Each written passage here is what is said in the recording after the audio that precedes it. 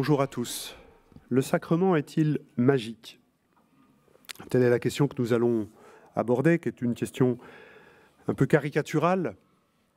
Et si on veut y répondre de manière non caricaturale, il faut y faire une réponse articulée, en 3 temps, thèse, antithèse, synthèse, oui un peu, non, et puis une synthèse. Et donc on va faire effectivement un plan en 3 temps, non, non et non. Le sacrement n'est pas magique. Dans un premier temps, on va regarder quelques éléments rapides, succincts que nous donne la liturgie, qui nous permettent de voir que ça n'est pas magique. Puis on regardera la parole de Dieu, ce qu'elle nous dit elle-même, et on reviendra ensuite à la liturgie, notamment à la réforme conciliaire, au missel de Paul VI, que nous utilisons ordinairement, et de voir quelle est sa composition et sa structure, pour nous montrer qu'est-ce que Dieu veut vivre avec nous quand il nous invite à célébrer les sacrements. Commençons donc par un premier regard rapide sur la liturgie, notamment sur un moment particulier, juste avant la communion, dans la liturgie eucharistique. Le prêtre présente le corps du Christ, voici l'agneau de Dieu, celui qui enlève le péché du monde, et nous sommes invités à dire « Je ne suis pas digne de te recevoir, dis seulement une parole, et je serai guéri. » Alors effectivement, il s'agit de demander à Dieu une guérison, de demander à Dieu que l'Eucharistie, mais à travers l'Eucharistie, tous les sacrements, que sa grâce nous fasse du bien. Il n'est pas à exclure que le Seigneur puisse, selon sa prodigalité et ses dons, nous guérir, même physiquement, qu'il puisse nous guérir psychologiquement. En tout cas, il est là pour nous faire du bien, et la phrase que nous prononçons, « dis seulement une parole et je serai guéri », est une manière de demander à Dieu qu'il nous fasse du bien, quel que soit le bien que chacun d'entre nous attende de Dieu. Mais nous disons justement que ce bien doit advenir par une parole. Dis seulement une parole. Et peut-être même que le plus grand bien que nous recevons dans les sacrements, c'est de pouvoir entendre Dieu nous parler. C'est normal, Dieu parle, il s'est révélé, on lit la Bible, on parle de ça. On est habitué à exprimer cette foi en Dieu qui parle.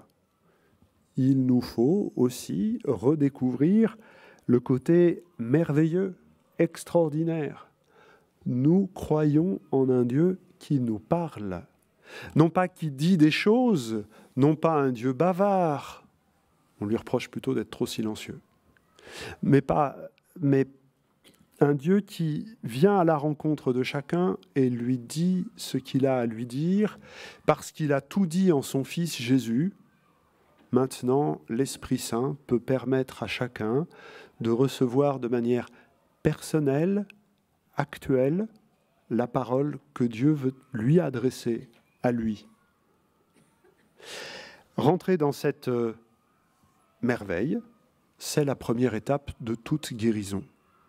Dieu veut nous parler, Dieu veut nous guérir en nous parlant. Alors regardons la parole de Dieu. Que dit-elle elle-même? Eh bien, constatons une première chose, c'est que cette phrase « dis seulement une parole et je serai guéri », elle est extraite de la parole de Dieu, rapportée dans l'Évangile selon Matthieu au chapitre 8. Il s'agit d'un païen qui invite Jésus à venir guérir son serviteur. Il sait que lui, un païen, est impur au regard d'un juif et que donc Jésus, juif, ne peut pas rentrer dans sa demeure. « Je ne suis pas digne que tu entres sous mon toit, mais dis seulement une parole et mon serviteur sera guéri. » Et Jésus s'émerveille devant une telle foi en Israël, au Dieu d'Israël. Voilà un païen qui est capable de reconnaître que par la puissance de sa parole, Dieu guérit. Alors, si vous regardez un tout petit peu dans le texte, on s'aperçoit que dans le chapitre 8 de l'Évangile selon Matthieu, ce miracle est encadré de 2 autres miracles où il n'est pas du tout question de parole, mais Jésus touche pour guérir.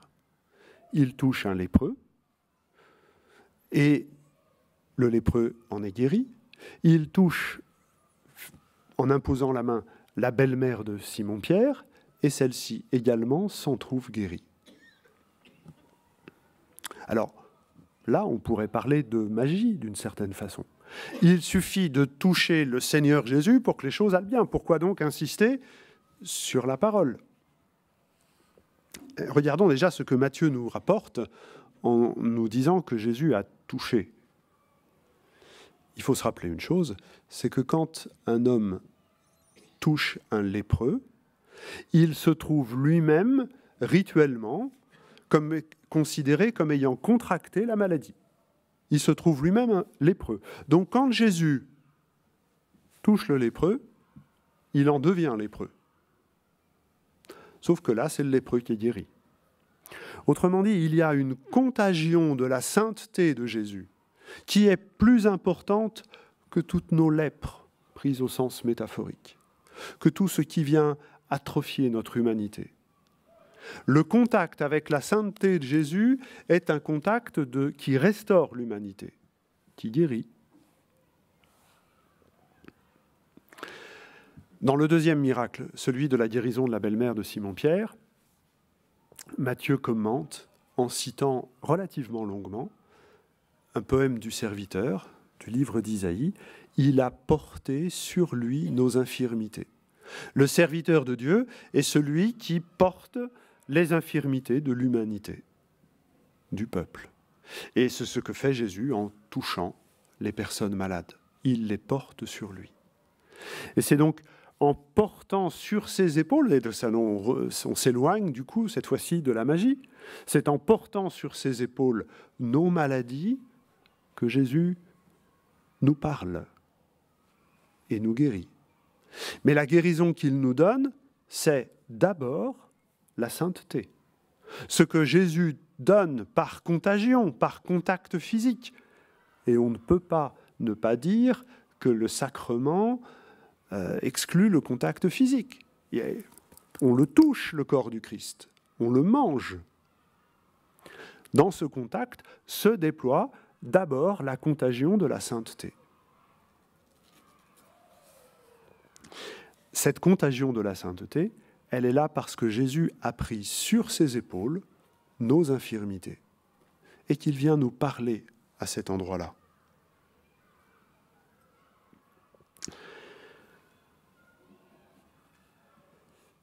Dans un autre texte de l'Évangile, la parabole du semeur, Jésus déploie la même chose, la même conviction. On a dû sûrement lui dire « Mais tu annonces le règne de Dieu, que changes-tu ? Que fais-tu » Peut-être lui demandait-on de la sorte de prendre les armes ou de faire prendre les armes contre les Romains. Et Jésus répond « Le semeur est sorti pour semer, et cette semence, c'est la parole. Et puis il y a de la bonne terre, il y a de la moins bonne terre, il y a de la meilleure terre, et ça donne du fruit, chacun ou pas. » C'est en semant la parole que Jésus est venu sauver l'humanité, qu'il est venu la guérir, qu'il est venu la sanctifier. Dieu veut nous sauver en nous parlant. Il nous a créés en nous parlant. Il nous a arrachés de ce qui n'existe pas à l'existence. Il nous y a fait passer en nous appelant chacun de manière unique et ineffable par notre nom. Il veut nous arracher de cette existence-ci jusqu'à la vie éternelle à travers les forces de mort et de ténèbres en nous appelant, en nous parlant. Il pourrait faire autrement. Il pourrait faire en claquant des doigts. Il pourrait faire par magie. Il le fait en nous appelant et donc en nous parlant pour que nous répondions et pour que cette vie éternelle soit un appel et n'est pas une charge ou une imposition. Qu'est-ce que change le détour par la parabole du semeur ? Jésus termine en disant « ça va porter du fruit ». Des moissons surabondantes de 30, 60, 100 pour 1 ou 160, 30 pour 1 selon les versions des synoptiques. C'est-à-dire, c'est l'espérance. Par la parole, Dieu commence par faire grandir l'espérance. Il commence par faire grandir notre espérance à la hauteur de ce qu'il veut nous donner. Et pour ça, il s'y prend comme un bon pédagogue, pour être capable de nous soutenir, de soutenir notre attente, de soutenir notre démarche.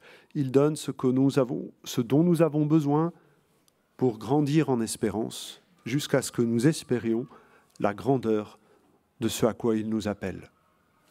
La parole est donc essentielle dans le chemin par lequel Dieu veut guérir, sanctifier notre humanité, faire grandir notre humanité. Ce n'est pas pour rien que la Bible tout entière se présente comme l'histoire d'une alliance, d'un testament, c'est-à-dire d'une alliance qui va par-delà la mort, qui perdure par-delà la mort. Et une alliance, c'est une rencontre, c'est un échange, c'est un débat. Et pour exprimer cette réalité très concrète par laquelle chacun d'entre nous est invité à vivre l'alliance, il n'y a pas pour moi de plus belle figure qu'Abraham, au chapitre 18 du livre de la Genèse, cheminant avec le Seigneur vers Sodome et discutant, négociant, mais s'il y a 50 justes, mais s'il y a 40 justes, mais s'il y a 30 justes, pourquoi n'est-il pas allé jusqu'à « et s'il y a un juste ?» Un seul. C'est autre chose. Mais voilà, la relation que Dieu veut établir aujourd'hui avec nous, c'est de nous offrir la possibilité de le tutoyer de la sorte. Pas au sens grammatical du terme, au sens de ce cheminement, de ce papotage quotidien par lequel on apprend à regarder le monde avec ses yeux à lui. Alors revenons à la liturgie. Comment se comporte-t-elle la liturgie ? Qu'est-ce qu'elle nous propose ? Elle nous propose de vivre un temps d'alliance. Toute célébration liturgique est un temps d'alliance.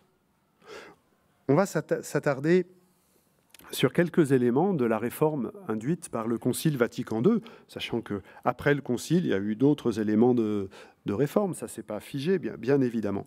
Mais il y a une première chose qui est pour moi la plus essentielle de tout ce que le Concile a voulu faire, ou qui en est l'expression en tout cas. Faire de tout acte liturgique un temps d'écoute de la parole de Dieu. Ça a l'air de rien, mais ça n'était pas le cas avant le Concile. Prenez le rituel du baptême, dans le rite qu'on appelle aujourd'hui extraordinaire, il n'y a pas de proclamation de l'Évangile. Le Concile demande explicitement que toute célébration de sacrement contienne un temps de proclamation de la parole de Dieu. Et l'aspect peut-être le plus important, moteur de la réforme de la liturgie eucharistique, c'est d'avoir réformé le missel, c'est-à-dire d'être passé à la quasi-totalité, si on prend la célébration quotidienne, pas simplement le dimanche. 90 ou 95% du Nouveau Testament sont proposés à la proclamation et à peu près la moitié de l'Ancien Testament. On peut dire comment ça, seulement la moitié ? Et ce n'était pas le cas avant. C'est déjà un progrès absolument extraordinaire. Il n'y a qu'un sacrement où, je crois, nous avons encore du mal à tenir compte de cet élément de la réforme liturgique, c'est le sacrement de la réconciliation. On ne donne pas encore assez de place à la parole de Dieu. On va apprendre, on va faire. Cette mise en avant de la parole de Dieu comme étant la volonté du Concile, le Concile a voulu que tous les fidèles puissent avoir une rencontre assidue, régulière, avec la parole de Dieu, quotidienne. Il y a un choix d'une réforme liturgique pour initier les fidèles. C'est parce qu'on va entendre la totalité de l'Évangile dans nos liturgies qu'un jour on va avoir envie de lire l'Évangile en entier. Voilà. Et qu'on va pouvoir rentrer dans cette lecture amoureuse, savoureuse, dans laquelle Dieu nous parle de l'ensemble de l'Écriture.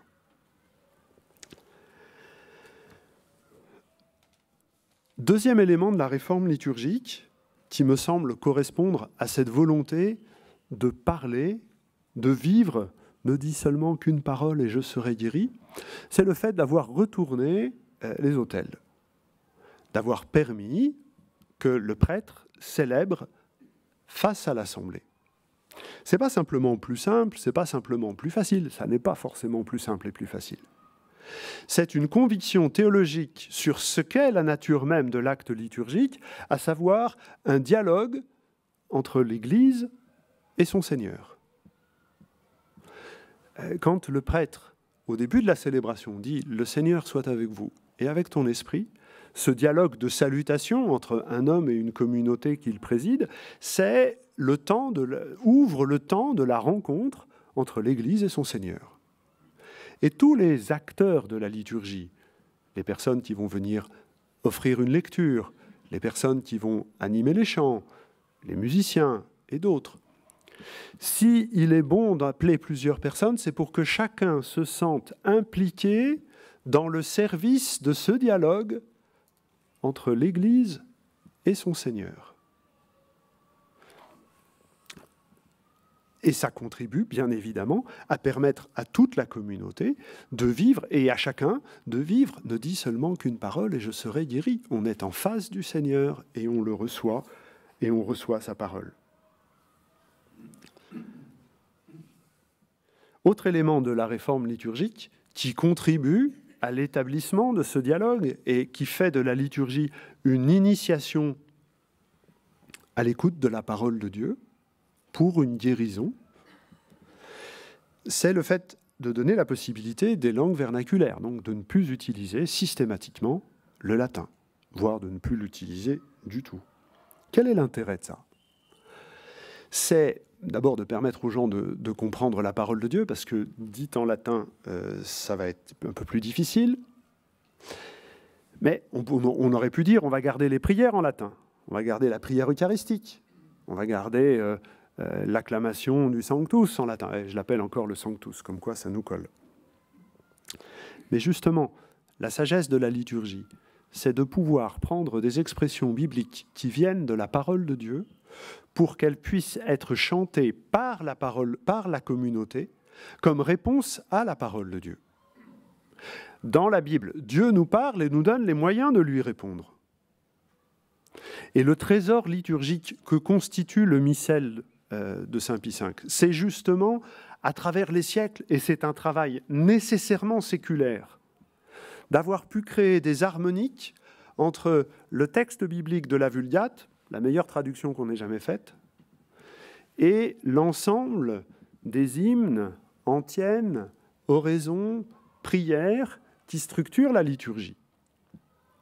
Et ça favorise. Sauf que moi, le latin, je ne connais pas. Et donc, si j'ai une lecture faite en français et des prières faites en latin, cette harmonie ne fonctionne plus. Alors, on peut reprocher à nos traductions du missel, il y en a qui sont en cours, de ne pas encore avoir bien fait fonctionner ces harmoniques-là. Je vous ai dit, c'est un travail séculaire, et nous, ça fait juste 50 ans que c'est fait. C'est un travail constant pour que, justement, nous apprenions, et c'est ça, à mon avis, la pointe de la réforme, à pétrir notre langue française de la révélation biblique pour qu'elle puisse répondre à la parole de Dieu. C'est ça, forger un langage liturgique. Et ça ne peut pas être une affaire momentanée. C'est une affaire constante, de génération en génération. En voulant ainsi que l'Assemblée dialogue avec son Seigneur, écoute la parole dans sa langue maternelle et réponde au Seigneur dans la langue maternelle, on donne à ce concept de langue maternelle une force extraordinaire, c'est qu'elle est notre mère qui nous enfante à la louange de Dieu. On ne va pas être enfanté à louer le Seigneur dans une autre langue que notre langue quotidienne. Pourquoi ? Parce que notre louange et notre action de grâce, c'est pour la vie quotidienne. C'est pour les êtres que nous aimons ou que nous n'aimons pas assez, comme dit une prière eucharistique. C'est pour ce que nous avons reçu et que nous nommons et avec qui nous parlons dans notre langue maternelle. Et donc cette langue maternelle, la liturgie nous permet qu'elle nous enfante à la louange et à l'action de grâce. Vous voyez qu'il n'y a rien de magique. Il y a juste une humanité qui vient être pétrie par la parole de Dieu qui fait alliance avec la parole des hommes pour pouvoir nous enfanter à notre pleine humanité de rendre grâce, qui consiste à rendre grâce et à louer Dieu. La liturgie est là pour informer de l'intérieur notre relation au Christ. Informer au sens ordinaire, donner des informations, le mieux connaître, mais en même temps former de l'intérieur notre relation au Christ. Et tout travail de formation théologique, tel que nous le faisons, vient déployer le travail qu'a commencé la liturgie dans cette alliance entre notre langue quotidienne et la langue de la révélation. La structure même de la liturgie et la réforme du Concile a remis ça au jour, c'est de faire du sacrement une rencontre d'alliance. D'autres éléments de la réforme constituent une sorte de simplification du rite pour que ces éléments essentiels en apparaissent. Ça, c'est un phénomène classique que relève l'histoire des religions. Tous les rites ont tendance à se complexifier. Vous prenez un rite, le même 100 ans plus tard, il y a des prières en plus. Pourquoi ? Parce que les prêtres vont de plus en plus vite à force de répéter la même chose. Alors pour les ralentir, on va leur faire dire une prière au bas des marches. Comme ça, ils courront peut-être un peu moins vite à l'autel. Et puis comme le temps de la célébration va se raccourcir, on va rajouter un deuxième évangile, un dernier évangile, le fameux prologue de Saint Jean, qui appartient au rite que nous appelons aujourd'hui extraordinaire, et qui venait simplement donner du temps quand on n'en avait pas assez pris.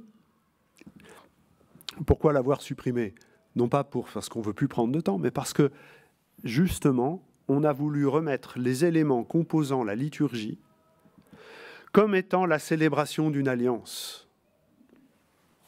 Le geste que nous célébrons dans la liturgie eucharistique, c'est le Seigneur Jésus qui prend le pain, le bénit, le rompt, le donne. Vous avez ça au cœur, le moment que l'on appelle la consécration. Vous avez ça à partir de l'offertoire. On prend le pain et on le pose sur l'autel. Puis ensuite, vous avez la bénédiction avec toute la prière eucharistique que dit le prêtre. Puis vous avez la fraction du pain et le rite de communion, qui sont structurés sur ces 4 verbes, prendre, bénir ou rendre grâce, rompre et donner. Mais vous avez l'ensemble de la liturgie, du rite que nous célébrons chaque dimanche, chaque jour, qui se structure sur ces 4 verbes. Il y a le temps de nous accueillir, le temps de l'accueil, où nous prenons notre vie en main, et en nous confessant pécheurs aussi, nous permettons au Christ de prendre nos vies comme il a pris le pain, parce que nos existences sont pour lui comme du bon pain, qu'il reçoit comme quelque chose de précieux. Ensuite, nous écoutons la parole de Dieu, qui est une vraie fragmentation de nos vies. Nos frères juifs parlent souvent de la fraction de la parole. On ouvre la parole. Et en ouvrant la parole, on lui permet de faire une effraction dans nos cœurs, pour que nous puissions être davantage conformes à cette offrande du Christ qu'il fait, lui, envers son Père, et qu'il fait de nous pour son Père. Le temps de la parole nous permet d'être fracturés pour pouvoir être offerts comme le Christ le fut. Le temps de la bénédiction va nous permettre d'entrer dans la grande action de grâce que fait le Christ. Entrer dans cette grande action de grâce, éternelle action de grâce. Et puis, ensuite, ce corps, il est donné. Et c'est le temps de l'envoi, le temps où nous sommes, nous aussi, donnés au monde. Le mot de messe que nous utilisons encore pour parler de l'Eucharistie, il vient du dernier mot du latin, ite missa est. Voici, c'est le temps de la mission, qu'on traduit parfois de manière indue et un peu ironique. Ça y est, la messe est finie, virgule, vous pouvez rentrer chez vous. Eh non, c'est justement un envoi. Voici, maintenant, vous qui avez communié, qui recevez la bénédiction du Père, voici le temps de la mission. Voici maintenant, c'est vous qui êtes donnés au monde parce que le Christ vous est donné. et que vous êtes avec lui donné au monde. On pourrait parler en termes de construction narrative, la liturgie nous raconte une histoire, de mise en abîme successive. Il y a ces temps qui se reprennent les uns les autres, qui se résument les uns les autres, pour nous faire rentrer dans l'unique geste du Christ qui se célèbre dans le Triduum pascal. Autre élément clé de la réforme liturgique et qui nous permet de répondre, je crois, à la question « Le sacrement est-il magique ?» Le sacrement, c'est le temps de vivre le mystère pascal. La vigile pascale est la mère de toutes les célébrations. Le sacrement n'est pas magique, il nous expose à la puissance de résurrection de Jésus. Il y a quelque chose qui dépasse la parole, j'ai voulu y insister. Mais par la parole, nous sommes exposés à une puissance plus forte que tout, qui est celle de la résurrection même, résurrection par laquelle Dieu nous humanise, nous sanctifie, il nous guérit. Je vous remercie.